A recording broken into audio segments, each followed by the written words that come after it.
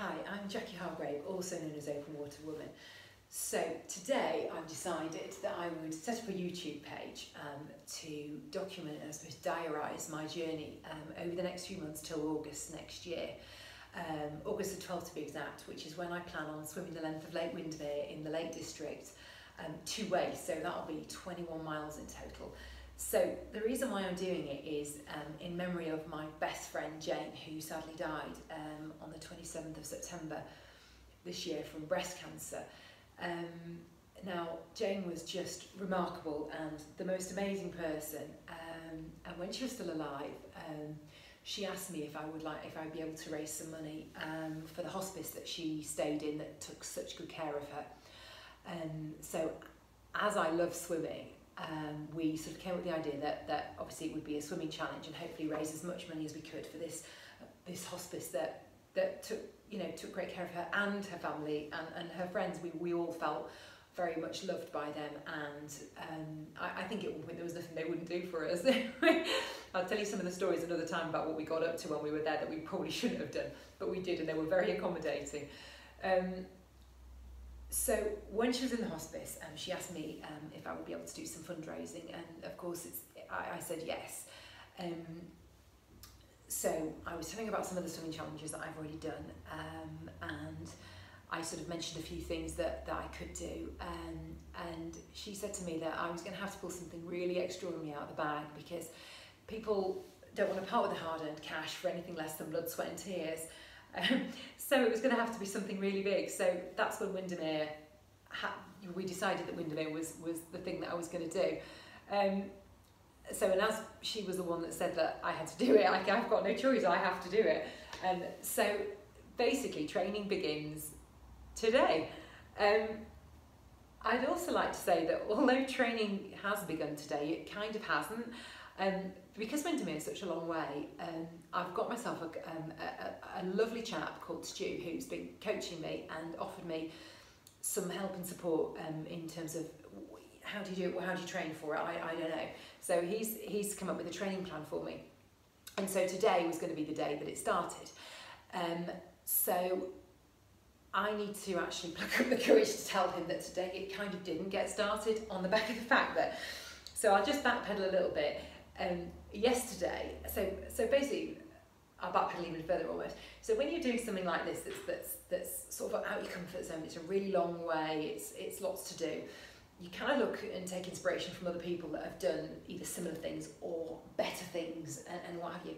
And so yesterday I went over to Margate to meet up with a guy called Ross Edgley, he's the guy that has just finished swimming yesterday, in fact, swimming round Great Britain. So this guy has been swimming for 157 consecutive days without touching dry land. I'm not sure what for actually. I think you're just slightly mad, I think, but hey, amazing.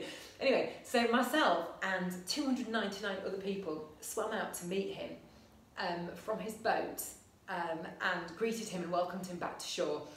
And what a lovely, lovely guy. But during his journey, he's been doing these vlogs. And during these vlogs, he's documented, I suppose, the warts and all of his journey. You know, he's said how, you know, the cold, the wet, how tired he's been. He said that he had a phone call home one day with bad news, and that made him question whether he should give it up and go back to shore and you know, whatever that bad news was.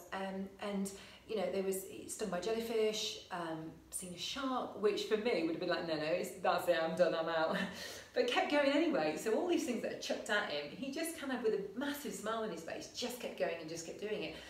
Now my challenge isn't anywhere near like that, but it's big for me and a big deal for me. And I think that when I look at someone like that and think he has faced lots of challenges and had also some amazing times, but he's just kept going and kept going and kept going and finally achieved that. So someone like that, I think, gosh, if he can keep doing that, mine's not even anywhere near as long as his, surely I can. So I kind of take inspiration from that, and he gives me hope that I can actually achieve what I'm going to do, even on a smaller scale. So back to training. So yesterday was almost like a prequel to the training today. It was like a lovely end, and then it's like, right, today we crack on. So got down to the pool this morning, and I'll admit I was in a little bit of a rush. And so arrived at the pool, And I realised I hadn't got the training plan that he'd given me. He's taken all this time and all this effort to put together this training plan, and I forgot it. So I got down to the pool this morning, and I admit, I was literally going to lie to him and say that, I don't know, I'd had a malfunction with a swimming costume, or that my goggles were leaking too much, or even my finish. So today's sets, I don't remember them exactly, but they were critical swim speed tests. And to do that, you need a finish that you put in your hat that beeps at you every time you've done a length. So I was going to tell him that the battery had run out. I got all these excuses lined up during my swim. And then I realised that I'm actually such a bad liar that he's just going to see straight through it. And I felt really bad as well. So when I finish this, immediately after, I am going to, first of all, ring him and confess.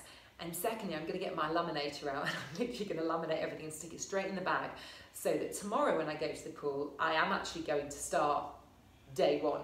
So today is almost like a not quite day one of training, but I did do something. I got in the pool, I did an hour and a half, and I just kept swimming. And so tomorrow it's like proper training. But as I said, in the meantime, I need to actually ring him. So what I decided to do is, because I'm going to document the whole journey, probably warts and all, and some of it won't be pretty, and I'll introduce you to my swim buddy who will be swimming with me for some of it. And she's amazing as well. She's also a nurse, which is really, really handy in case there's any problems along the way. I, on the other hand, I'm not a nurse, and I'm pretty much qualified to put on a plaster. That's it. So, so that's it. So hopefully I'm going to do a weekly blog about my progress and keep you up to date in the loop. So that's all for now. Bye bye.